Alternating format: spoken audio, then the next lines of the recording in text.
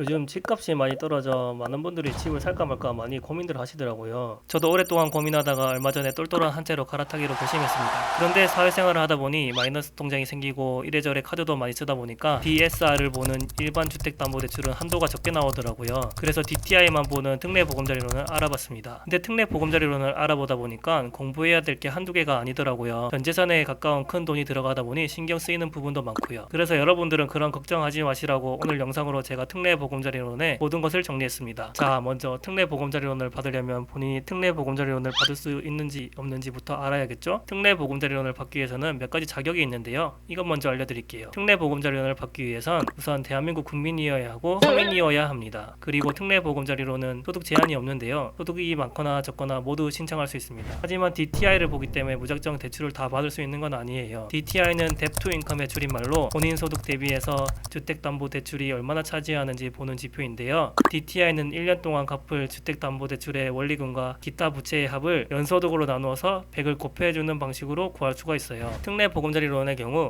DTI를 60%까지만 받을 수 있습니다. 즉 본인의 연봉이 5천만 원이면 주택담보대출의 원리금이 1년에 3천만 원 정도 되는 수준까지 돈을 빌릴 수 있다는 뜻인데요. 계산이 어렵다고 하면 시중에 많이 풀려있는 DTI 계산기를 이용하면 금방 구할 수 있습니다. 그리고 특례보금자리론은 무주택자와 1주택자 모두 대출을 받을 수 있는데요. 따라서 특례보금자리론을 잘 이용하면 일시적 2주택도 가능합니다. 1주택자가 특례보금자리론을 받을 경우 3년 이내에 기존에 가지고 있던 주택을 처분해야 하고 이를 3년 내에 처분하지 않는다면 대출이 회수되어 불이익을 받게 되니 꼭 주의하시기 바랍니다. 다음으로 특례보금자리론의 금리입니다. 특례보금자리론의 경우 주택가격이 6억 원을 초과하거나 소득이 1억 원을 초과하면 대출금리가 4.45%이고 주택가격이 6억 원 이하이면서 소득이 1억 원 이하이면 4.35%입니다. 여기서 신혼부부라면 0.2% 대출금리가 내려가고 저소득자일 경우에는 0.1% 대출금리가 내려갑니다. 사회적 배려층의 경우에는 0.4% 금리가 인하되는데요. 사회자 배려층은 한부모 가구, 장애인 가구, 다문화 가구, 다자녀 가구 등이 해당됩니다. 따라서 대출을 받으시는 분이 6억 원 이하의 집을 구매하면서 소득이 1억 원 이하이며 사회적 배려층이라면 3.95%로 대출을 받을 수가 있습니다. 세 번째는 특례보금자리론의 상품 구조입니다. 특례보금자리론의 대출 한도는 5억 원이며 대출은 10년, 15년, 20년, 30년, 40년, 50년으로 설정할 수 있습니다. 하지만 40년 상환의 경우 만 39세 이하이거나 신혼부부의 경우에만 신청 가능하고 50년 상환의 경우 만 34세 이하이거나 신혼부부만 신청 가능합니다. 특례보금자리론의 경우 중도상환 수수료가 없다는 장점이 있습니다. 중도상환 수수료는 대출을 예정 기간보다 일찍 갚게 될 때 은행에 물어줘야 하는 수수료인데 보통의 경우에 3년 정도 중도상환 수수료가 발생합니다.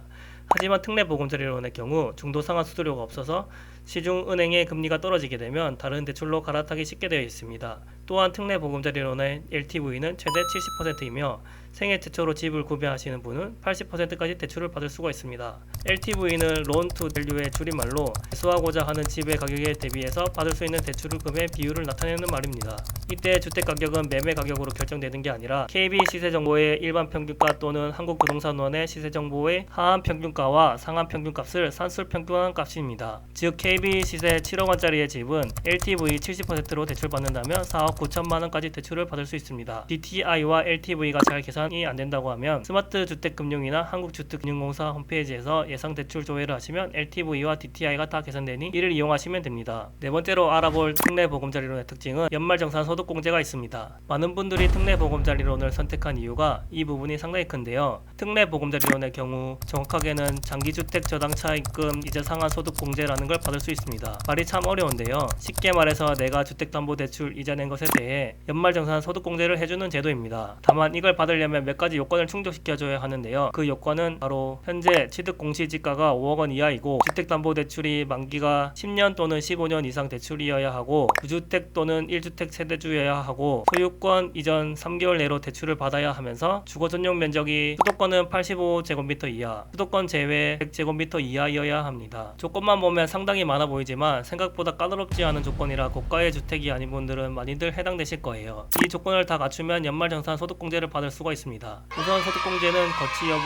그리고 상환 기간에 따라서 소득공제를 받을 수 있는 금액이 다른데요.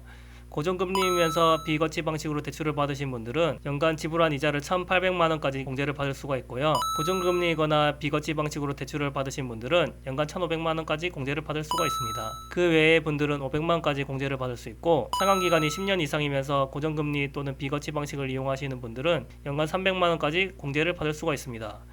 주의하셔야 할 점은 원리금이 아니라 이자를 공제받을 수 있다는 점입니다. 이게 얼마나 큰 금액인지 계산을 해보면 알 수가 있는데요. 소득이 높을수록 환급받을 수 있는 금액은 커집니다. 근로소득세율이 높기 때문인데요. 예를 들어 연봉이 1억 원이신 분이 특례보금자리론으로 연간 이자를 1,800만 원 납부할 경우 이걸로 연말정산 소득공제를 받는다고 하면요. 연봉 1억 원의 소득세율이 35%이니까 1,800만 원의 35%를 곱한 금액인 630만 원을 환급받을 수 있습니다. 뭐 대략적인 계산이지만 정말 엄청나지 않나요? 그럼 실질적으로 이자가 1,170만 원으로 떨어지는 효과가 있으니 실제 특례보금자리론의 이율은 4.5%보다 훨씬 낮아진다고도 볼 수 있겠습니다. 마지막으로는 특례보금자리론의 상환 방식에 대해 알아보겠습니다. 특례보금자리론은 원금균등, 원리금균등, 퇴직식 상환 방식 이렇게 세 가지 상환 방식이 있습니다. 이 세 가지 상환 방식 중에 상환 방식을 선택해야 하는데요. 각 상환 방식마다 장단점이 있습니다. 먼저 원금균등 상환 방식은 다른 말로는 체감식 분할 상환 방식이라고도 하는데요. 이 방식은 주택담보대출을 상환할 때 원금을 균등하게 계속 갚아나가는 방식입니다.